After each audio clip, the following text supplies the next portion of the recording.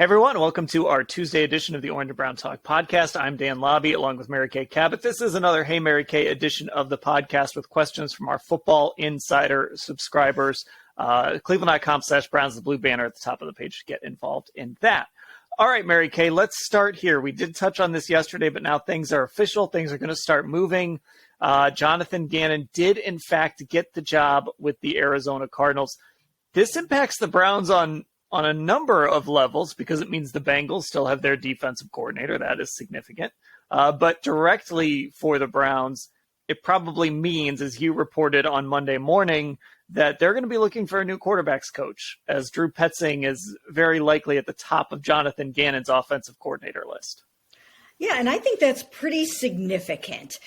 Kevin Stefanski has been very close with Drew Petzing since they were together for 4 years in Minnesota. Jonathon Gannon was there for that period of time also with Kevin Stefanski and Drew Petzing in Minnesota. So I think it's somewhat significant because Kevin really likes him a lot and sees something in him. But you can't always keep these young coaches because they get better opportunities. And right now, he's not, in line to be calling plays for the Cleveland Browns anytime soon. And yet, if he goes to Arizona with John Gannon, then he will be calling the plays right away for Kyler Murray as soon as Kyler Murray comes off of that torn ACL.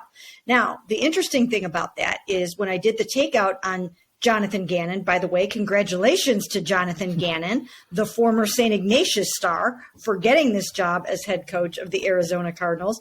But when I talked to him extensively at the Super Bowl, and I think I mentioned this before, that he gave me 1 full hour for an interview, that was pretty cool. So thank you, Jonathon, for that. While he was busy at the Super Bowl, took the time out to do that for his, hometown news outlet. So that was very cool. But we got into a lot of philosophical things, and one of those was about staff building. And it is his fervent belief that you don't have to have coordinator experience to come in and just start calling plays right away. Nick Sirianni called on him to be his defensive coordinator, even though John Gannon had no experience calling a defense. Nick Sirianni liked what he saw in Jonathon Gannon, threw him out there, and just let it rip. And I think that's basically what Jonathon Gannon is willing to do with Drew Petzing. He likes the person, he likes the intangibles, he likes his football acumen, he likes the way he relates to people. So he's going to give him that job, and he's going to let him go. I mean, I think he will have that job. Now, maybe there are other candidates as well. I'm not 100% certain.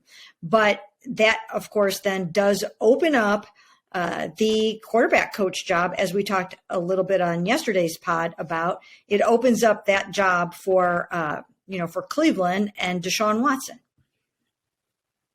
So the approach here for the Browns with potentially having to fill that job, how much input ultimately do you think Deshaun Watson will have, and how much input do you think he should have?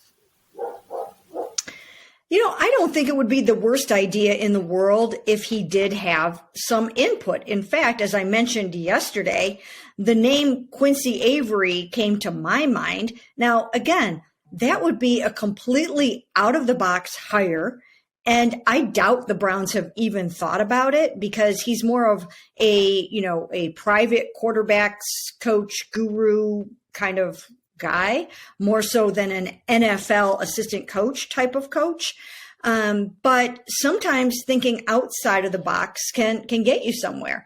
And I would bring in Quincy Avery for an interview. He's been with Deshaun Watson for many, many years. I think he's been with Deshaun since before he was in college, I believe. And he's been, he's done a really nice job with him. He's the one who spent 11 weeks with him during his suspension, and he just knows him as well as anyone. And when you lose a guy like Jacoby Brissett, who's been like a friend, mentor, confidant to Deshaun Watson, I just don't think it would be the worst idea in the world if you had that kind of a presence in town for him or in the building for him. Again, I don't think it's been thought about or mentioned, but it's something that I would at least explore. So that's one thing that I would do. But then they've got guys on the staff that can do that job. As we mentioned, T.C. McCartney worked extensively with the quarterbacks in 20 and 21, and he's a former quarterback himself. So he's somebody that I think would be a candidate.